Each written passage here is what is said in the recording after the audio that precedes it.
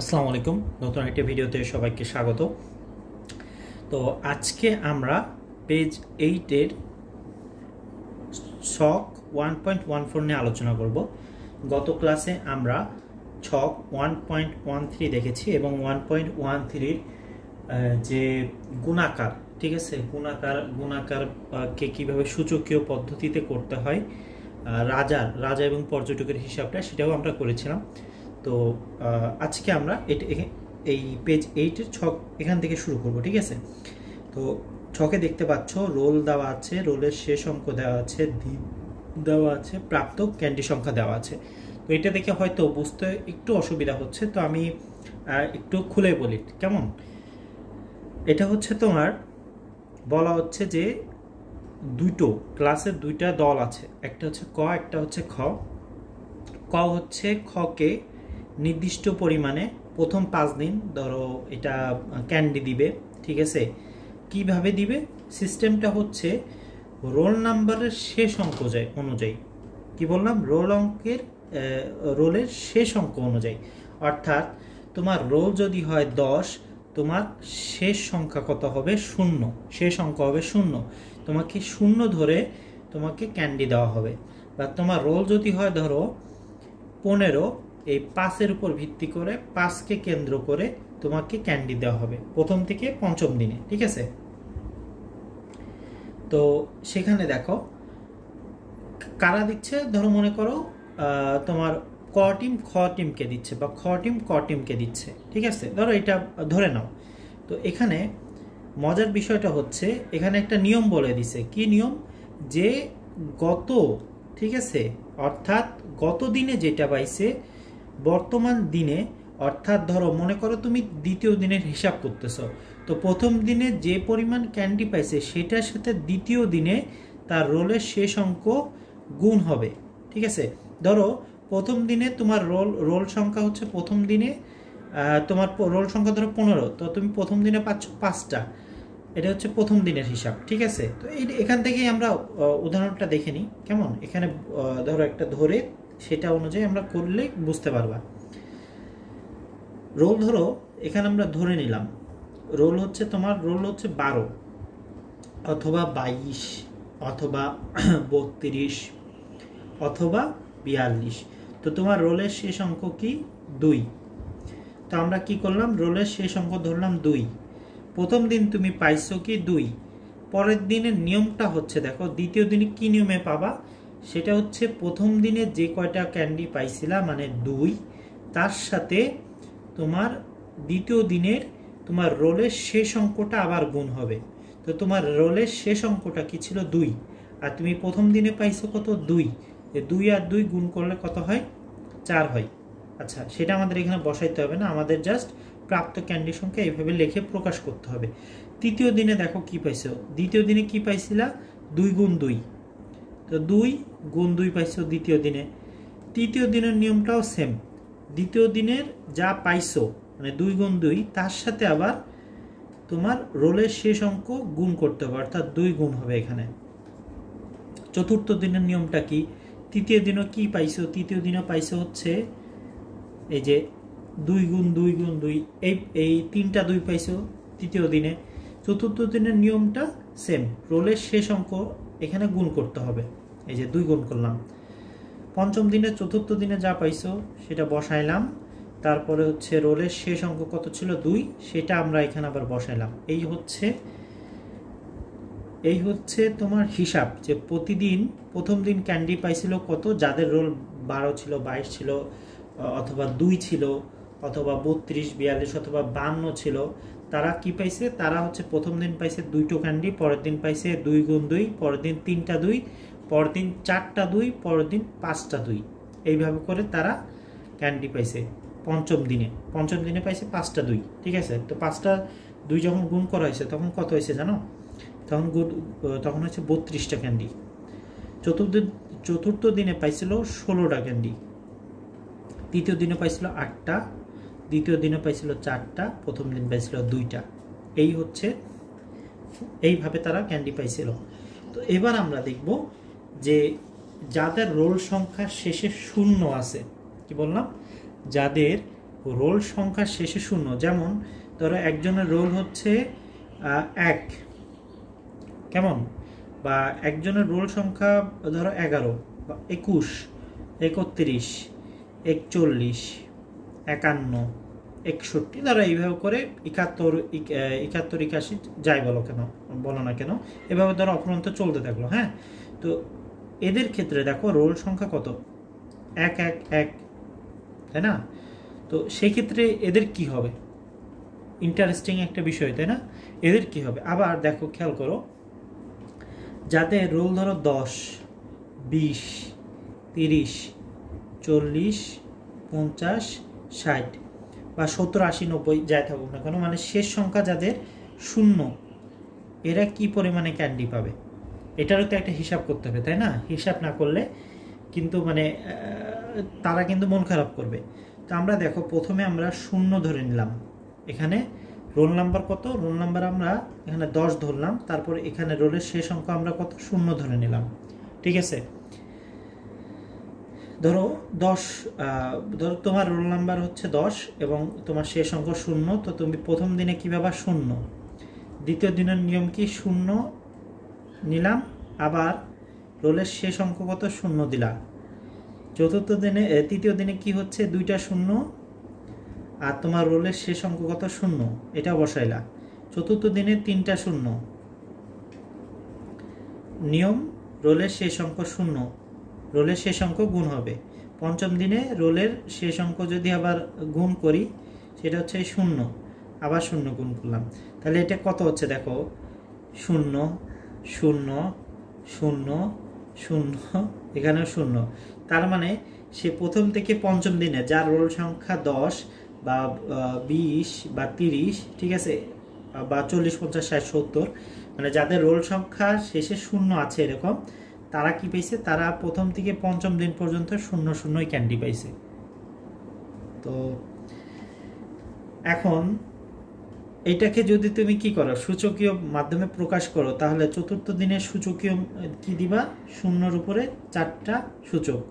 পঞ্চম দিনে কি দিবা, 0-র উপরে 5টা সূচক, তাই না?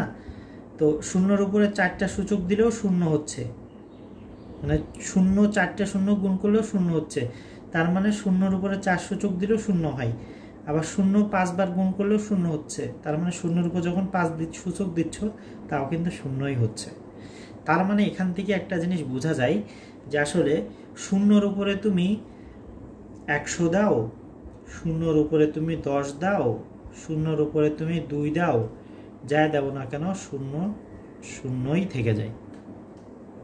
তার মানে 0-র ক্ষেত্রে 0 এমন একটি সংখ্যা, ঠিক আছে, অঙ্ক, যে অঙ্কে তোমার সূচক কাজ করে না, সূচকের এখানে কোনো কাজই নাই, ঠিক আছে?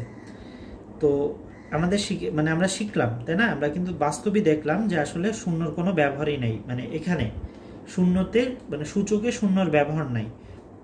তুমি 0-র উপর সূচক যাই দাও না কেন, 0 হচ্ছে কি থাকবে, 0 থেকে যাবে, ঠিক আছে? এবার খেয়াল করো, এই যে এবার আমরা যে উপরে এই যে 1 11 21 31, এই যে 1 যাদের ছিল তাদের হিসাবটা এবার আমরা করব। ধরো তোমার রোল 11, লাস্টে কত আছে, 1, একটা আমরা রোলের শেষ অঙ্কতে বসিয়ে দিলাম, কত, 1 বসাইলাম। এবার প্রথম দিনে তুমি পাইছো 1, নিয়ম অনুযায়ী প্রথম দিনেরটা এখানে আনলা, দ্বিতীয় দিনে আনলা, রোলের শেষ অঙ্ক 1 ছিল, 1 দিলা, কত হইলো, আচ্ছা ওইটা আমরা পরিহিসাব করব। তৃতীয় দিনে 1 1 আনলাম এখানে, লাস্টের দিনে এই যে রোলের শেষ অঙ্ক ছিল 1, তো তৃতীয় দিনে আমরা এখানে দিলাম 1। চতুর্থ দিনে হিসাব করলে 3টা 1 আগে আমরা এখানে আনবো, আনার পর রোলের শেষ অঙ্ক 1, এটা আবার আমরা এখানে গুণ করলাম। পঞ্চম দিনে এই 4টা 1 এখানে আমরা আনবো এবং রোলের শেষ অঙ্ক আবার এখানে দিয়ে দিলাম। তো এবার খেয়াল করো, 1 এখানে 1 থেকে যাচ্ছে, 1-এর সাথে 1 গুণ করলেও 1 হয়ে যাচ্ছে, এখানেও 1 হচ্ছে, এখানেও 1 হচ্ছে, এখানেও 1ই হচ্ছে, তাই না? তো তুমি 1 3 বার গুণ করলেও 1 হয়, 1 4 বার গুণ করলেও 1 হচ্ছে, 1 5 বার গুণ করলেও 1 হচ্ছে। তো যাদের রোল 11 বা 21, 31, মানে যাদের রোলের শেষ অঙ্ক 1 তারা প্রথম দিনেও একটা করে পাইছে, দ্বিতীয় দিনেও একটা, তৃতীয় দিনেও একটা, চতুর্থ দিনেও, পঞ্চম দিনেও এক, মানে প্রথম থেকে পঞ্চম দিন পর্যন্ত একটা করেই পাইছে। তো এদের কি তুমি অভাগা বলবা? বলা যাবে না। কেন বলা যাবে না? কারণ যাদের রোলের শেষ সংখ্যা ছিল, শেষ অঙ্ক ছিল 0, তা এদের থেকে এরা হচ্ছে আরও বেশি অভাগা, কারণ এরা হচ্ছে একটা করেও ক্যান্ডি পায় না, আর এটাতে একটা হলেও পাইছে নাকি। তো সেই হিসেবে আমরা কিন্তু এখান থেকে আর একটা জিনিস বুঝতে পারি যে 1-এর উপরে দেখো চতুর্থ দিনে 1-এর উপরে 1 এখানে কয়বার আছে? 4 বার। তো আমরা 1 হচ্ছে 4 বসাইতে পারি। পঞ্চম দিনে 1 কতবার আছে? 1 হচ্ছে 5 বার আছে, 5 বসাইতে পারি। তো 1 4 বার বসানোর কারণেও কিন্তু উত্তর কি একই হয়ে গেল। আবার 1 5 বার বসানোর কারণেও কিন্তু উত্তর একই হইল। তো এটা থেকে বোঝা যায় যে 1-এর উপরে তুমি যদি 50 দাও, 1-এর উপর যদি তুমি 70 দাও, তাও কিন্তু সেটা একই থেকে যাবে, তাই না? তার মানে 0 এবং 1-এর উপরে, তার মানে আমরা বলতেই পারি যে 0 এবং 1-এর উপর সূচক কাজ করে না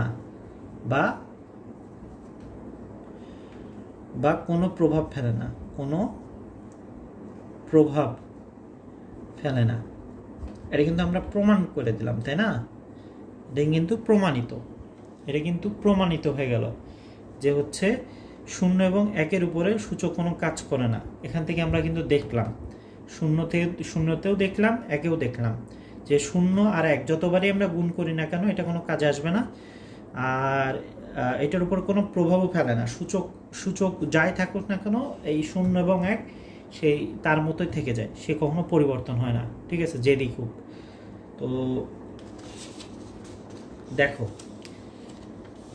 আমাদের তোমার নেক্সট যেটা টপিক সেটা হচ্ছে পেজ 9 আছে।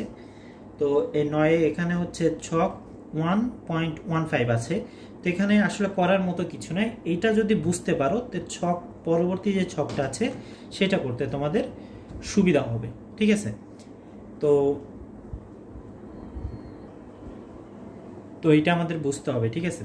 তো দেখো এখানে আমাদের আছে গৃহীত সংখ্যা, এখানে আছে গুণ, এখানে আছে গুণের প্রথম পদ, গুণের প্রথম পদের গুণাকার ও কাঠামো, গুণের দ্বিতীয় পদের গুণাকার ও কাঠামো, গুণফল এবং গুণের সূচকীয় কাঠামো, ঠিক আছে।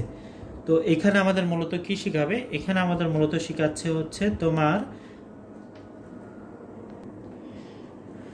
এখানে হচ্ছে গুণাকার এবং গুণফলের সূচকীয় কাঠামো। এখানে খেয়াল করো যে আমাদের এই চ্যাপ্টারে আমাদের 1.15-এ এখানে আমাদের মূলত কি করতে হবে সেটা হচ্ছে গুণ করতে হবে।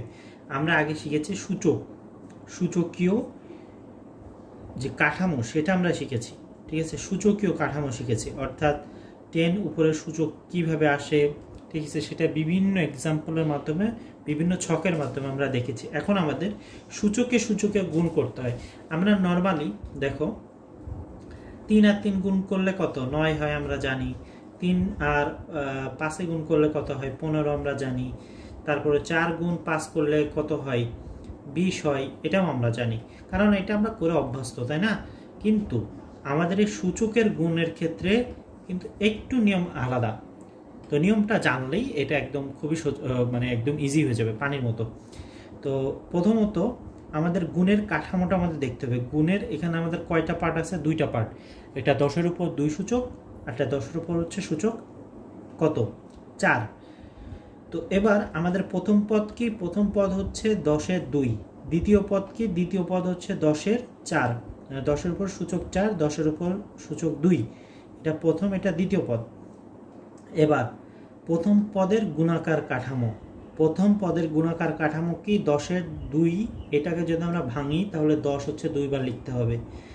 দ্বিতীয় পদে 10-এর যে 8 আছে, এইটাকে যদি আমরা কি করি? এটাকে যদি আমরা হচ্ছে তোমার ভাঙি তাহলে আমাদের 10 কতবার লিখতে হবে? 4 বার লিখতে হবে। এবার গুণফলটা কি দেখো, এই যে গুণ করলাম, এই যে 10 হচ্ছে 2 বার আর 10 4 বার, তো 10 2 বার, 10 লিখলাম 4 বার, তাহলে 10 হলো কতবার? 10 হলো 6 বার। 10 এখানে 3 বার আছে, 10 আছে 3 বার, তার মানে 10 3 হচ্ছে প্রথম পদ নিলাম, পরেরটা দ্বিতীয় পদে বসাইলাম, বসানোর পর এখানে 10 হচ্ছে উপরে কি আছে? 3 আছে, তার মানে 3 বার লিখতে হবে। এখানেও আছে 3 বার, মানে 3 বার লিখতে হবে। এই 3 আর 3 গুণ অবস্থায় আছে, তার মানে আমরা এখানে এই 3 আর 3 গুণ লিখে দিলাম। ঠিক আছে, 10 হচ্ছে 3 বার লিখলাম, এখানেও 10 3 বার, তো এখানে 10 কতবার আছে? 6 বার লিখলাম, এখানে 10ও 6 বার ছিল। পরেরটা দেখো, প্রথম পদ কি? 10-এর উপরে সূচক 4, এটা হচ্ছে 10-এর সূচক 1। প্রথম পদ 10-এর সূচক 4, 10-এর সূচক 1 লিখলাম। 10-এর 4কে যদি আমরা ভাঙ্গি তাহলে হচ্ছে 10-এর 4 হচ্ছে মানে 4টা 10 বসবে, দিলাম এখানে। আর 10-এর উপর 1 থাকা মানে শুধু 10। আর এখানে দেখো 4টা আর একটা 5টা যদি আমরা 10 গুণ লিখি, মানে গুণ আকারে লিখি, যেটা গুণফল আর কি, সেটাকে সূচকীয় কাঠামোতে লিখলে 10 5 চলে আসবে, কারণ এখানে 5টা 10 আছে। ঠিক আছে, 5 বার 10 আছে। পরেরটাও সেম, এখানে দেখো 2 বার, 10-এর উপর 1 থাকার কারণে 1 বার, 2 আর 1 হচ্ছে 3 বার, 10-এর উপর 3 লিখতেছি কারণ এখানে 3 বার আছে তাই। 10 হচ্ছে 10 সূচক 1 এক পদ প্রথম পদ, 10-এর উপরে সূচক 3 দ্বিতীয় পদ। তো এখানে আমরা প্রথম পদ দিলাম, দ্বিতীয় পদ দিলাম, প্রথম পদ অনুযায়ী 10 বসালাম, দ্বিতীয় পদ অনুযায়ী 10-এর 3 মানে 3 বার বসালাম, পরে 4 হইল। এবার আমরা কত দিলাম? এবার আমরা দিলাম হচ্ছে 10-এর কি 4 দিলাম। ঠিক আছে, গেল। এবার এটা যদি আমরা এইখানে ম্যাথটা করি তাহলে কি হবে দেখো, এই ছক 1.16 করতে হবে, ওইটা অনুযায়ী কিভাবে করতে হবে? আমরা 10-এর বদলে আমাদের কি 10-এর বদলে আমাদের একটা হচ্ছে তোমার একটা সংখ্যা নিতে হবে, একটা যে কোনো একটা ভিত্তি ধরে নিতে হবে। ঠিক আছে, তো আমরা যদি এটার একটা ভিত্তি ধরে নিই তাহলে কি ভিত্তি ধরে নিতে পারি? তো এটা যদি আমরা সলভ করি তাহলে আমাদের এখানে একটি ধরে নিতে হবে, তাই তো? এখানে কিন্তু একটা গৃহীত সংখ্যা নিতে হবে, যেটা আমরা এখানে বসাইতে পারবো। তো আমরা যদি এখানে 2 ধরে নিই করার সুবিধার্থে, তাহলে 2-এর উপর 2, এখানে 2 দিলাম, 2 ধরে নিলাম। হ্যাঁ, 2 ধরে নিলাম। দেখো এবার প্রথম পদ কি? 2-এর উপরে 2, দ্বিতীয় পদ কি? দ্বিতীয় পদ হচ্ছে 2-এর উপর 4 নিলাম। এবার প্রথম পদের গুণাকার কাঠামো যদি লিখি, তার মানে 2-এর উপর 2 আছে মানে 2 গুণ 2, 2-এর উপর 4 আছে মানে দ্বিতীয় পদের গুণাকার কাঠামো, মানে এটা 2-এর 4, 2-এর সূচক 4 আছে। এবার এটা গুণাকার কাঠামো লিখলে মানে 2 হচ্ছে 4 বার লিখতে হবে। ঠিক আছে, এবার গুণফল যদি করি, এই 2 আর এখানে কতবার আছে? 4 বার, তো আমাদের 6 বার লিখতে হবে। ঠিক আছে, গুণফলের সূচকীয় কাঠামো যদি লিখি তাহলে এখানে কতবার আছে? 6 বার, তার মানে 2 দিলাম, উপরে কত দিলাম? 6। বুঝতে পারছো? এবার এখানে 2 প্রথম পদ কি? 2 সূচক 1, পরেরটা হচ্ছে 2 সূচক 4। এবার প্রথম পদ যদি আমরা গুণাকার আকারে লিখি তাহলে শুধু 2 লিখতে হবে, আর এটাকে আমাদের আবার 4 বার লিখতে হবে। এবার গুণফল যদি আমরা এখানে লিখি, এখানে কতবার আছে? 4 বার, আর এখানে আছে কতবার? 2 বার, মানে 1 বার, 2 আছে 1 বার, এখানে আমাদের লিখতে হবে 5 বার। লিখলাম, এখানে 2 কতবার আছে? 5 বার, তো 2 হচ্ছে ভিত্তি আর উপরে 5 আমরা দিয়ে দিলাম, 5 হচ্ছে সূচক। পরবর্তীতে প্রথম পদ হচ্ছে 2-এর উপর সূচক 3, পরবর্তী 2-এর উপর সূচক 1, তো 2-এর উপর সূচক 3 দিলাম, 2-এর উপর সূচক 1 দিলাম। 2-এর উপর সূচক 3, এটাকে গুণাকার আকারে লিখলে 3 বার লিখতে হবে, আর এটা যেহেতু 1 আছে তার মানে 1 বার।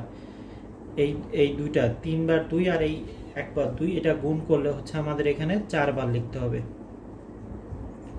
লিখলাম। এবার 2-এর উপর কত দেব? 4 দিতে হবে আমাদেরকে। পরেরটা দেখো, পরেরটা হচ্ছে 2-এর উপর 2, 2-এর উপর 1, 2-এর উপর 2 1 2-এর উপর 2 হচ্ছে সূচক আছে, আর এখানে 2-এর উপর 1 সূচক আছে, প্রথম পদ আর দ্বিতীয় পদ। এবার এটাকে যদি আমরা করি 2 গুণ 2, এটাকে করলে শুধু হচ্ছে 2। এবার এই প্রথম পদের যে গুণাকার আর দ্বিতীয় পদের গুণাকার, এই দুটো গুণ করলে আমাদের হয় 3টা 2, তাহলে 2-এর উপর 3 হচ্ছে, যেহেতু এখানে 3 বার আছে তাই উপরে 3 দিলাম, আর 2 হচ্ছে আমাদের কি? ভিত্তি। লাস্ট হচ্ছে 2 3 2 3, মানে প্রথম পদও 2 এর উপর সূচক 3, দ্বিতীয় পদও 2 এর উপর সূচক 3। এবার এটাকে যদি আমরা ভাঙি তাহলে গুণাকার করলে 3 বার লিখতে হবে, এখানেও আমাদের 3 বার লিখতে হবে, লিখলাম। গুণফল করলে হচ্ছে 3 3 6 বার লিখতে হবে, 6 বার লিখলাম। তো এখানে 2 কতবার আছে? 6 বার। 2 হচ্ছে আমাদের এখানে বৃত্তে দিলাম আর উপরে দিলাম 6, ঠিক আছে। তো আই হোপ এই পর্যন্ত বুঝতে পারছো, কোনো সমস্যা হওয়ার কথা না। তারপরে সমস্যা হলে অবশ্যই কমেন্ট করে জানাতে হবে, ঠিক আছে। আর নেক্সট ক্লাসে আমরা পরবর্তী টপিক নিয়ে আলোচনা করব 1.17। আনটিল দেন সবাই ভালো থেকো। আসসালামু আলাইকুম রহমতুল্লাহ।